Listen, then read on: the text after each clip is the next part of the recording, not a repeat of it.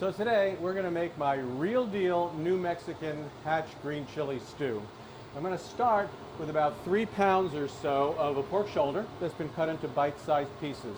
I have some hot bacon fat here.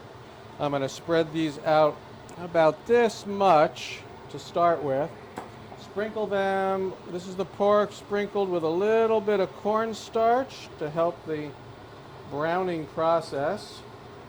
I'm using cornstarch today. Normally I would use flour, but I'm using cornstarch today because I want to make this gluten-free. So I don't want to crowd the pot because otherwise I'm not going to get the nice browning I need. I shake off the excess. There we go. Shake off the excess and get the pork in there. Now I trimmed the excess fat off the pork. I don't want this thing to be particularly greasy. I've already got some bacon fat in here for the cooking. And I'll use that, by the way. I'll just take that and I will use that for sausage, for example, to add fat to when I'm making fresh sausage. So I'm going to go ahead and brown this, nice high temperature. Now the first time that I ever had this type of a stew, this green chili, was when I was a long trip ago to New Mexico. I'm looking at a menu and I ordered a bowl of chili, right? And what I got was, this bowl of chili comes, and I'm expecting the usual stuff. What I actually got was a bowl that had some green stew in it, a lot of pieces of pepper and everything, and a few pieces of pork. So I learned then that in authentic New Mexican chili, it's about the unique hatch chilies that are used in it. So there's no beans, there's no ripe tomato, there's no tons of ground beef. So I'm going to go ahead and sear this stuff. Once the pork is all seared, we're going to add the rest of the ingredients. All right, so I've seared all of my 3+ pounds, a little over 3 pounds of pork shoulder.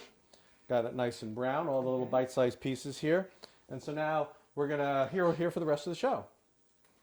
For the rest of the show, I have 1 cup of diced onion that goes in here. And by the way, you'll note I have that nice brown stuff down at the bottom of the pan. Bond on the pan, yes. So I put in a cup of diced onion. I'm going to put in a half a head of garlic. And then I'm going to add some tomatillo. This is a cup and a half of tomatillo, all chopped up. The tomatillos are these adorable little green tomato-like looking things that have the this skin on them. Yes, they're in the Kate gooseberry family. Okay, so. My one little tidbit for the day. Oh, I'm sure you have more tidbits than that. So I really just kind of cut them up into little dice. I already threw some in. I'll throw the rest of these in. All right. Stir it around a bit. And I have here a half of a tablespoon of oregano. And then comes the star of the show. The star of the show is what started out as 5 pounds of hatch green chilies, roasted, peeled, seeded, and chopped. Yep. And that's what 5 pounds actually cooks down to. Now, hatch chilies are grown only around Hatch, New Mexico, and they're in season for a short time in the year. If you can't get them fresh, you can always order them on the internet that are already roasted and frozen.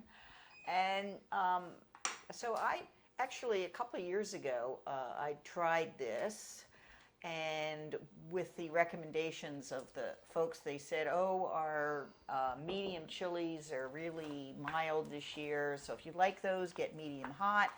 And they were quite hot, and I wound up having to add other things in there to try to dial down the heat. So even those who are heat seekers, and you say, oh, I want my chilies to be very hot, keep in mind you're probably not going to eat the whole pot. and you're gonna have to share it with somebody who maybe doesn't like quite as much heat as you do. Yeah, and they vary from year to year. Oh, very much. You can't tell that's why I don't know, to be Yeah. honest, if this proportion is correct. I have 2/3 mediums and 1/3 hot in this 5 pounds. Yes. And I really don't know if that's going to work or not. So here we go. I'm going to add a quart. Yeah, that turns out to be enough. You know, you're never quite sure. So a quart covered everything. So that's really basically where I want to be. So I only had 1 quart of the unsalted chicken stock. Unsalted, right? That's important because I want to control the salt later. I'm not going to add any salt right now. Now, even though I tasted these, I'm not sure if this is going to be too spicy or not spicy enough. So I do have a reserve. The backup is that I do have some backup hot. We have backup hot hatch chilies and some backup roasted and seeded poblanos. And not hatch, but still mild. In case it's too hot. In case it's too hot. All right, so I'm going to just have this green chili stew sitting here. This is going to simmer probably for about an hour until the pork is tender. Yeah. And during the cooking process, I am going to check the heat in case I need to add more heat or something to tone it down or something like that. I'm going to cover this with a slight offset cover to let a little bit of the steam out. And then when it's done, we'll give it a try. Right. Looking forward to it. Okay. So it's done now. I started tasting it at about 15 minutes in order to adjust things. And boy, I got to tell you, It needed adjusting. it did. The chilies are like really hot this year. So even the medium. So it was pretty warm. So I added more. I had to add more than 2 cups of other stuff. I added some roasted Anaheim peppers and some green tomatoes that I cut up. Yeah, we had green tomatoes in the backyard that didn't look like they were going to ripen, and I had frozen roasted Anaheims in the freezer downstairs from another one of these chili batches that was a little bit too hot. Yeah, and the Anaheims are actually the right choice for this. Yeah, the hatch chilies are a variant of Anaheims. So I also, in the process, added about 1.5 tablespoons of salt. You know, as I was going, it was reducing. I wanted to make sure I didn't add too much. So over the period of time, and it took about an hour, maybe a little bit more than an hour. And now it's a little bit liquidy, which is what I expect, but that gives me the opportunity to thicken this with a little bit of masa harina. That's masa ripe. Masa ripe, it's Yes. the same thing, actually. Close enough. Okay. So anyway, it's basically pre-cooked corn. Right. They're essentially the same thing. So I add that. It adds a nice little flavor to it. It helps it to thicken. It keeps it gluten-free. Gluten-free. It keeps it gluten-free. And actually the corn flavor is really nice. So all I'm going to try to do is pour some of this in, stir it up, and try to get it to thicken just a little bit. Yeah, because there are no beans, so we don't have any of that bean starch in there to thicken it. All right, that's looking pretty good right now. All right, so what I'm going to do now is give Donna some to try. And when we serve this, we serve it with 2 accompaniments that are sitting right in front of her right now.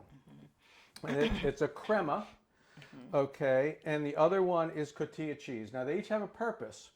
The crema will reduce the heat. So if somebody thinks it's too spicy, they can add some crema. And if they think there's not enough salt, because we try to keep the salt down because some people don't like too much salt, then we will let them, they add a little bit of cheese for the salt. So Donna's going to give this a try now. Right. And I think she's guessing it's pretty hot still, so she's going to add some of that crema. We're definitely adding some crema. The other thing we're going to serve it with is a tortilla, a warm tortilla. This doesn't happen to be a gluten-free tortilla, but you certainly could, and that would make it so if you're somebody who was gluten-free. So here's your little tortilla. Oh yeah, this is good. This is spicy. It's still. Yeah. But